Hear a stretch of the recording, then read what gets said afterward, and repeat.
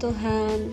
Bersyukur Bapak Ibu, Saudara-saudari, kita boleh kembali di dalam PA online pada minggu ini. Sebelum kita masuk lebih jauh, mari kita mempersiapkan hati kita. Kita bersama-sama berdoa. Terima kasih Tuhan Yesus, terima kasih Bapa. Kami bersyukur Tuhan buat begitu besarnya kasih Tuhan yang selalu nyata dalam kehidupan kami.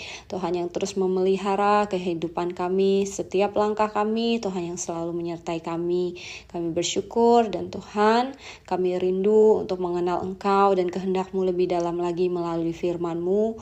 Biar Roh Kudus berbicara bagi kami, berikan kami hikmat-Mu, sehingga kami boleh mengerti dan melakukannya dalam hidup kami. Terima kasih Bapa, terima kasih Tuhan Yesus. Kami bersyukur dan mulaikan PA online kami hari ini dalam nama Yesus. Haleluya. Amin. Puji Tuhan, kita berada di bulan Februari yang identik dengan bulan penuh dengan cinta. Pada perayaan Hari Kasih Sayang beberapa waktu lalu, kita melihat nih banyak orang, bahkan khususnya anak muda ya, saling berbagi kasih melalui ucapan, coklat, bunga, bahkan ada yang berbagi hadiah kepada orang-orang yang mereka kasihi. Nah, ini tentu tidak salah ya, karena memang salah satu wujud dari kasih itu adalah memberi. Nah, pada saat ini kita mau lebih jauh nih merenungkan kembali makna sesungguhnya dari kasih sejati dan apa yang Tuhan inginkan bagi setiap kita dalam hal mengasihi. Tema PA kita hari ini adalah kasih sejati. Mari kita buka firman Tuhan di dalam Injil Yohanes pasal yang ke-13 ayat yang ke-34 sampai 35. Firman Tuhan, "Aku memberikan perintah baru kepada kamu, yaitu supaya kamu saling mengasihi, sama seperti aku telah mengasihi kamu, demikian pula kamu harus saling mengasihi. Dengan demikian, semua orang akan tahu bahwa kamu adalah murid-muridku, yaitu jikalau kamu saling mengasihi." Nah, di sini kita melihat judul perikopnya adalah perintah baru. Perintah adalah sesuatu yang harus dilakukan, tidak boleh tidak. Nah, apalagi si pemberi perintah itu memiliki kekuasaan. Nah, di sini pemberi perintahnya adalah Tuhan sendiri, Raja di atas segala raja. Di dalam Matius pasal ke-28 ayat yang ke-18 dikatakan, segala kuasa yang ada di bumi maupun di surga telah diletakkan di dalam tangan Tuhan Yesus. Dengan demikian, perintah ini sungguh-sungguh harus kita lakukan. Kemudian dikatakan perintah baru. Di sini bukan berarti perintah saling mengasihi ini sebelumnya tidak ada ya di zamannya Tuhan Yesus. Karena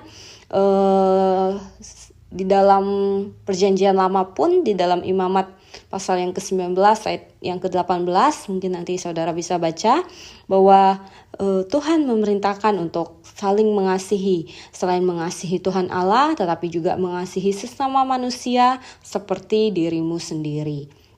Nah, namun pada ayat yang kita baca saat ini, perintah yang baru itu ada pada penekanan Tuhan Yesus bahwa hendaklah kamu saling mengasihi sama seperti aku telah mengasihi kamu.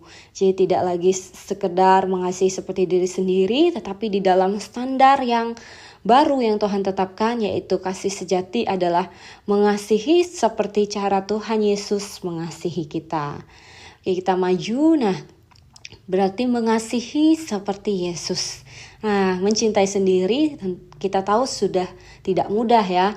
Banyak film-film atau drama yang kita tonton tentang kasih percintaan yang penuh lika-liku, yang bahkan kita alami sendiri ya, baik yang khususnya yang sudah berumah tangga gitu ya. Tidak mudah gitu untuk mencintai. Tetapi di sini firman Tuhan katakan kita harus mencintai seperti Yesus. Nah, sebelumnya mungkin kita bisa kembali merenungkan apa sih yang Yesus sudah lakukan dalam menyatakan cintanya kepada kita. Nah, cinta Yesus mengampuni dosa kita lewat penderitaan yang luar biasa, bahkan sampai kepada kematian. Kemudian cinta Yesus menyertai kita senantiasa sampai akhir zaman, sampai kesudahannya. Kemudian cintanya menyediakan sorga bagi kita. Tentu kita tidak mampu ya melakukannya seperti yang Tuhan Yesus lakukan. Kita tidak bisa selalu ada terus 24 jam bersama orang yang kita cintai. Kita juga tidak mungkin tidak bisa sampai mati untuk orang itu. Atau apalagi menyediakan sorga. Tentu kita tidak bisa sampai memberikan sorga gitu ya kepada orang yang kita cintai. Namun Tuhan mau kita mengasihi seperti Yesus, adalah kita menerapkan prinsip-prinsip yang sama di dalam cinta Tuhan kepada kita. Nah, di antaranya ada beberapa hal yang kita akan lihat pada hari ini, yaitu yang pertama, cinta dalam belas kasihan. Mari kita buka di dalam Filipi pasal yang kedua ayat yang kelima. Surat Filipi pasal yang kedua ayat yang kelima. Hendaklah kamu dalam hidupmu bersama menaruh pikiran dan perasaan yang terdapat juga dalam Kristus Yesus. Perasaan yang selalu Tuhan miliki ketika berada di, khususnya menjadi teladan kita ketika Tuhan Yesus berada di dunia ini, yaitu perasaan yang penuh dengan belas kasihan. Kasih yang muncul dari hati ketika Tuhan Yesus melakukan sesuatu, Tuhan Yesus mengatakan sesuatu, seringkali itu karena belas kasihan Tuhan. Nah, demikian juga ketika kita mengasihi orang lain, maka itu harus muncul dari hati kita, dari perasaan yang sama seperti yang Tuhan miliki. Dan berikutnya adalah di dalam ketaatan dan siap sedia. Kita buka di dalam Titus pasal yang ketiga ayat yang ke-1. Titus 3 ayat yang ke-1, ingatkanlah mereka supaya mereka tunduk pada pemerintah dan orang-orang yang berkuasa, taat dan siap untuk melakukan setiap pekerjaan yang baik. Nah, di sini kasih itu adalah bentuk ketaatan dan siap sedia. Tidak melihat kondisi kita, apakah kita sedang baik-baik saja atau kita juga sedang bahagia, bahkan baru bisa kita mengasihi orang lain. Tetapi kasih yang Tuhan ajarkan adalah kasih yang siap sedia. Mungkin di zaman anak sekarang suka bilang lagi gak mood. Nah, gak bisa nih kita lagi gak mood kemudian kita tidak mengasihi. Nah, kasih itu harus siap sedia, harus dalam ketaatan. Walaupun kita mungkin kondisi kita juga kurang baik, kita juga mengalami banyak hal, masalah mungkin dalam kehidupan ini, tetapi pada saat itu juga ketika ada orang-orang yang membutuhkan uluran kasih kita, maka kita harus siap sedia mengasihi. Kemudian yang ketiga adalah dengan kesungguhan hati. Nah, ini sudah begitu jelas Tuhan Yesus perlihatkan bagi kita. Tidak setengah hati Tuhan Yesus menyelamatkan kita. Bahkan dalam prosesnya ada momen-momen yang kita bisa lihat kesungguhan hati Tuhan, seperti saat Tuhan berdoa di Getsemani sampai berpeluh darah. Nah, itu memperlihatkan betapa Tuhan mengasihi kita dengan bersungguh-sungguh. Tidak setengah hati juga kita mau mengasihi orang lain. Marilah kita mengasihi dengan sepenuh hati ketika kita harus mengasihi orang lain. Dan yang berkaitan juga yaitu ayat poin yang keempat, dengan rendah hati.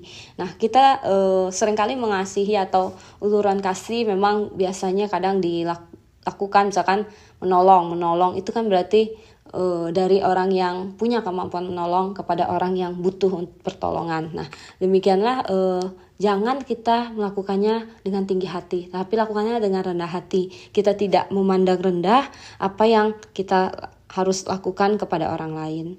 Dan poin yang kelima adalah konsisten. Nah, konsisten di dalam Yohanes 13 ayat yang ke-1 dikatakan, sementara itu sebelum hari raya Paskah mulai, Yesus telah tahu bahwa saatnya sudah tiba untuk beralih dari dunia ini kepada Bapa, sama seperti Ia senantiasa mengasihi murid-muridnya. Demikianlah sekarang Ia mengasihi mereka sampai kepada kesudahannya. Demikianlah Tuhan mengasihi secara sangat konsisten dari awal sampai akhir kehidupan kita. Tuhan mengasihi kita. Demikian Tuhan mau kita pun ketika mengasihi itu menerapkan prinsip konsisten. Kita mengasihi apapun yang terjadi dari awal sampai waktu yang tidak ditentukan. Kita tetap konsisten mengasihi. Nah, kemudian bagaimana kita menerapkan prinsip-prinsip tersebut? Cara mengasihi sebagai seorang percaya itu seperti apa? Ada beberapa hal. Yang pertama, kita saling mendoakan. Nah, kita lihat di dalam Yakobus pasal yang ke-5 ayat yang ke-16. Yakobus pasal yang kelima ayat yang ke-16. Karena itu, hendaklah kamu saling mengaku dosamu dan saling mendoakan, supaya kamu sembuh. Doa orang yang benar, bila dengan yakin didoakan, sangat besar kuasanya.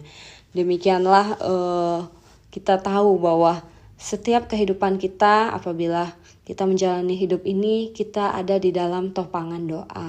Topangan doa gembala kita, topangan doa keluarga kita, topangan doa saudara-saudara seiman kita. Kita di dalam Tuhan saling mendoakan, itu adalah wujud saling mengasihi. Jadi kita tidak takut menghadapi banyak hal dalam yang harus tantangan yang kita hadapi dalam hidup ini, bahkan dalam kehidupan sehari-hari kita. Hari ini kita melangkah, kita tahu banyak doa-doa yang sudah menyertai kita. Kita hidup di dalam topangan doa orang-orang di sekitar kita. Demikian juga kita mendoakan orang lain. Maka mengasihi itu yaitu salah satunya dengan saling mendoakan. Kemudian yang kedua, saling mengampuni. Nah, wujud kasih Yesus yang besar yang kita bisa lihat yaitu mengampuni kita dari dosa. Di dalam Kolose 3 pasal yang ke-13 kita bisa melihat Tuhan mau kita pun saling mengampuni. Mungkin bukan hal yang mudah gitu ya, ketika Tuhan Yesus pun memerintahkan untuk mengasihi musuh gitu ya. Nah, ini tidak mudah bagi kita, tapi kita mau minta pertolongan Tuhan dengan kesungguhan hati. Tuhan, aku mau mengasihi orang ini walaupun dia menyakiti hati aku, walaupun kesakitan itu membekas sekali di hati aku, tapi aku mau mengampuni. Kita mungkin tidak bisa lupa ya dengan kesalahan, atau maksudnya dengan kejadian itu tidak mungkin lupa, tetapi rasa sakit itu harus kita biarkan berhenti dari hidup kita. Ketika kita ingat kejadiannya, rasa sakit itu harus tidak ada lagi, tetapi berganti dengan kasih yang dari Tuhan. Nah, itu kita perlu minta pertolongan Tuhan.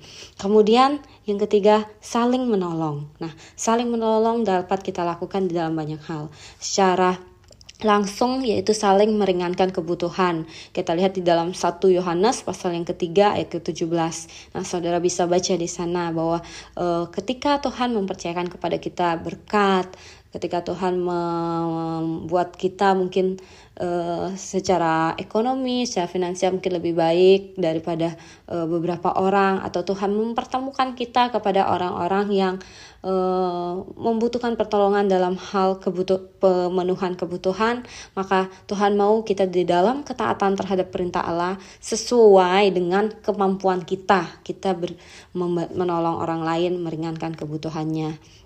Demikian juga kasih itu dapat kita nyatakan melalui pertolongan, melalui simpati dan penghiburan gitu ya. Di dalam Roma pasal yang ke-12 ayat yang ke-15 bisa dilihat di sana, Tuhan mau kita turut bersuka dan berduka sesuai kondisi orang yang ada di sekitar kita. Jadi kita memberikan simpati, kemudian kita juga memberikan penghiburan.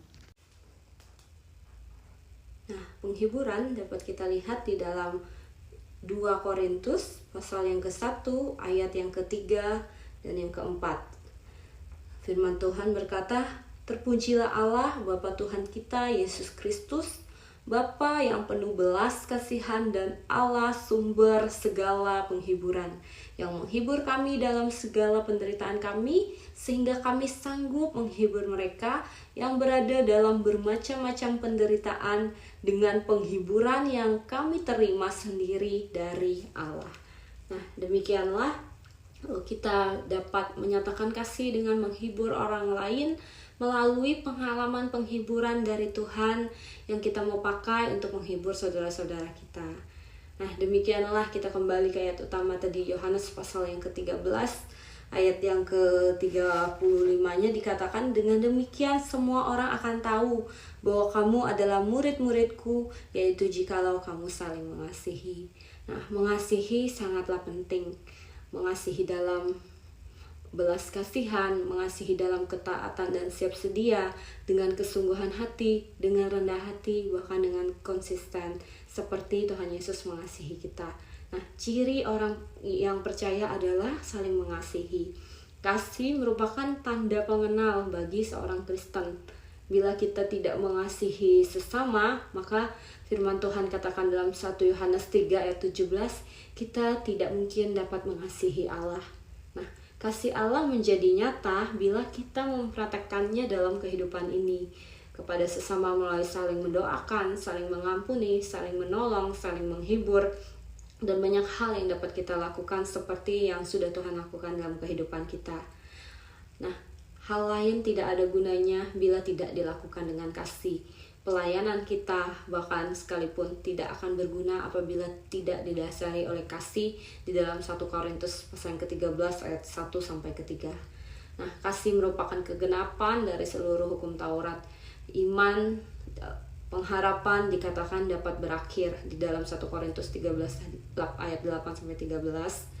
Nah, ketika kita sudah di surga, iman kita sudah berakhir karena kita sudah melihat Tuhan. Kita tidak lagi berharap karena pengharapan kita sudah digenapi. Namun firman Tuhan katakan, kasih itu tidak akan pernah berakhir. Kasih merupakan anugerah yang kekal yang Tuhan berikan kepada kita.